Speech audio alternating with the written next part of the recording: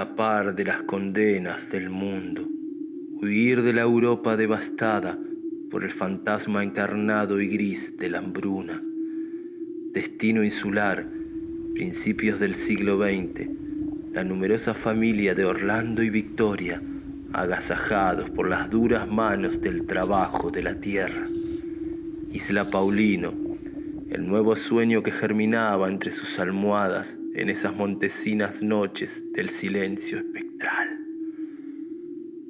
6 hijos, Orlando y Victoria como gladiadores de la vida, armados con las espadas del trabajo terrenal, las enormes quintas, monte adentro. Despertaba el año 1922, Victoria esperaba a su 7º hijo en el verde y latiente corazón de la isla. Sus hijos, Carlos, Samantha, Diego, Francisco, Amalia y Gonzalo, tendrían próximamente un hermano más en la cofradía del amor familiar. En esos calurosos días, la casa de la familia estaba a punto de ser techada con los grandes troncos que Orlando ya había cortado días anteriores. Esa noche, la luna llena gestaba un especial influjo. La oscuridad del monte fue aún más abismal. Y ahí Victoria yacía dentro de la casa con el techo literal de la luna llena. Orlando y sus hijos colaborando y esperando la llegada a este mundo del pequeño Faustino, que asoma su humanidad a estas tierras. En ese instante, como si la isla fuera un exaltado corazón, vibró extrañamente sus tierras, con unos aterradores sonidos que parecían provenir del último anillo del infierno. Algo que llamó la atención de Orlando, que solo atinó a ayudar a la exhausta Victoria en su maternal tarea de dar vida.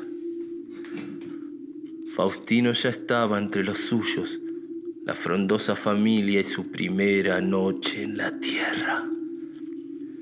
El niño dormía normalmente de a periodos bastante largos, hasta que despertaba con su llanto angelical y sus labios se unían suavemente al nutricio pecho que le daba vida. Pasaron 3 días y llegando a la 4ª noche, algo inesperado y aterrador sucedió. Faustino dormía plácidamente bajo las estrellas del intenso verano isleño. En los próximos días, Orlando tenía pensado, con ayuda de unos amigos, colocar el techo de la acogedora casa.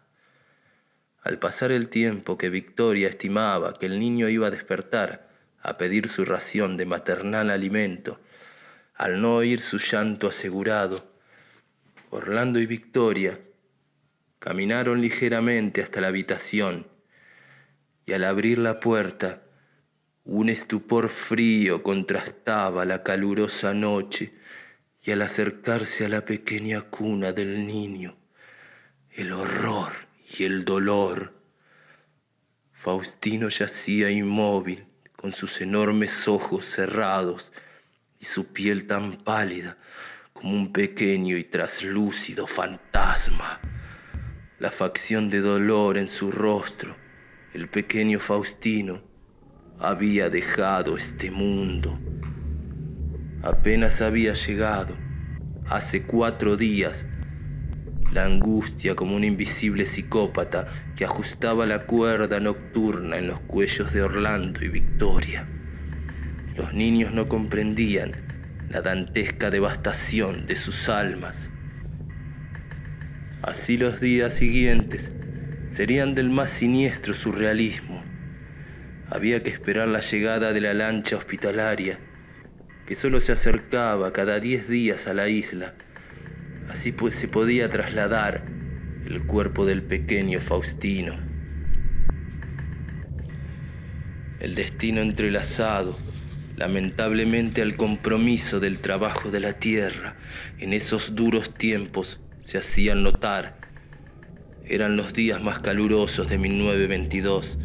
Orlando y Victoria despertaban abatidos por la angustia, y cuando el primer hilo del amanecer se mostraba, se internaban monte adentro para trabajar en las tierras de sus quintas, que en realidad su patrón les había cedido a cambio del sudor de su trabajo día a día.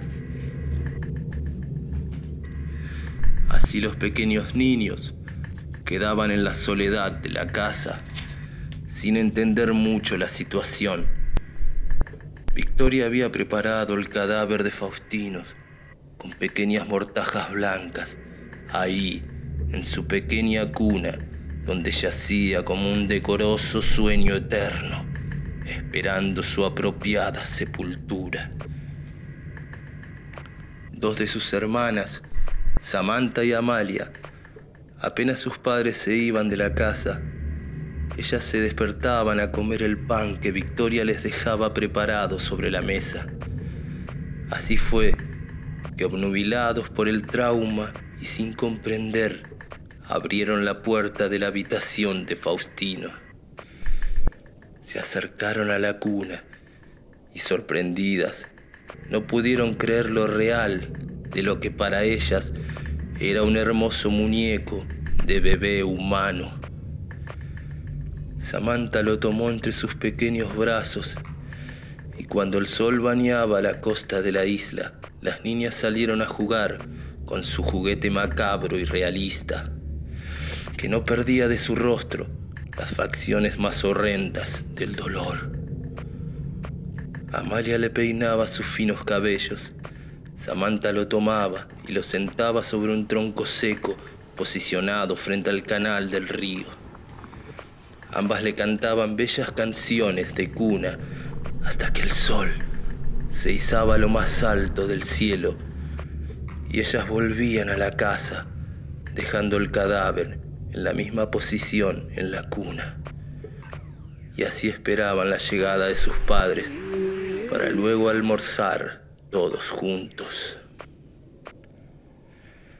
Al día siguiente, las niñas volvieron a despertar muy temprano y al escuchar la puerta cerrar, sus pequeñas cabezas divagaban con la idea de que sus padres guardaban ese regalo para una especial ocasión. Samantha tomó el cadáver de Faustino, ya con algunos signos de putrefacción. Sus cuencos se comenzaban a hundir pronunciadamente como negros pozos de piedra fría. Amalia y Samantha jugaban, le cantaban cancionetas italianas, jugaban a que le daban de comer flores rojas de ceibo. Lo sentaron en un improvisado columpio que tenían frente al río. Una la sostenía y la otra lentamente lo amacaba. El rostro ya putrefacto de Faustino conservaba las facciones de sufrimiento y dolor, como si su pequeña alma estuviese atrapada en una eterna condena, un tormento maligno ejecutado por oscuras entidades parasitarias de las almas. Ese desesperado sopor en el rostro de Faustino tenía un nombre: Agramón, demonio ancestral del miedo y el dolor que viaja entre los rayos lunares y ronda salvajemente los montes de la isla. Aquella noche del descapotado nacimiento de Faustino, la marmórea luna llena fue el pálido templo del conjuro. El hambre devorador de Agramón, que se instaló en su pequeña alma, y como un lúdico dios que teje los destinos, su maligno fuego decretó una oscura condena eterna sobre el alma de Faustino. El conjuro infinito de su pobre alma, obligada al tormento de ocupar como cuerpos muñecos de porcelana y trapo, una y otra vez, cíclicamente, y así cosechar el alimento energético para saciar su hambre voraz en los infiernos. Agramón, la entidad vampírica y oscura, se fortalecía con la pureza de su dolor y sufrimiento. Así, cuando el sol llegó a la cúspide del cielo, Samantha y Amalia volvieron a la casa, dejando el cadáver de Faustino de nuevo en su cuna, envuelto en sus blancas mortajas. Victoria y Orlando llegaron del monte exhaustos y a lo lejos escucharon el motor de una embarcación. Sus rostros ya no tenían más variables de la angustia. Todas las facciones del dolor y la desesperación habían sido ya interpretadas. Y ahí estaba la lancha, llegando como un fúnebre cortejo entre el oleaje del embarcadero. Victoria y Orlando se miraron a los ojos, llevaron a los niños hasta una de sus habitaciones y cargaron el macabro cadáver amortajado a la lancha.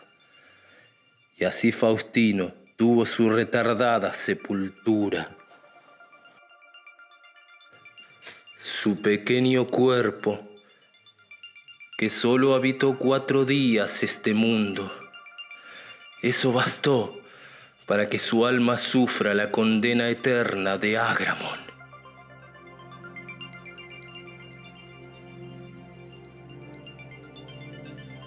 Así los años pasaron. Hoy, 5 de julio de 2022, en la reformada y hermosa casa de la isla, viven Julián, Marcela y su pequeña hija de 7 años, Micaela. Una tarde, haciendo un trabajo de delimitación de terreno, Julián encuentra entre unos extraños matorrales en el fondo un muñeco de porcelana. Era un escalofriante bebé con su pálido rostro que llevaba facciones horrendas de sufrimiento y dolor. El muñeco estaba vestido de blanco, con sus pequeñas prendas como desincronizadas de la actualidad. Julián cargó el muñeco, que parecía tremendamente real, y pensó que le gustaría a su amada hija Micaela. Lo llevó hasta su habitación y lo recostó sobre la rosada cama de la niña. En ese instante pudo escuchar un lejano y estupefacto alarido que venía del corazón del monte, como si un centenar de almas ardieran en el más hostil infierno. Julián se estremeció y acarició los finos cabellos del perturbador juguete. Su rostro era extraño, como si comprendiera y disfrutara de esa macabra abominación. El conjuro de los 4 días, hoy, entre los rayos de esta suprema luna llena, Agramón, el demonio del miedo y el dolor, que sigue mamando de las ubres del tormento eterno de Faustino, que como una premonición de lo maldito, sus hermanas sin saberlo adelantaron su horrendo destino, el de su alma, creadora de sangre negra para los afilados y hambrientos colmillos del demonio de los miedos. Faustino y el conjuro de los 4 días, Fernando Jorge Membiel.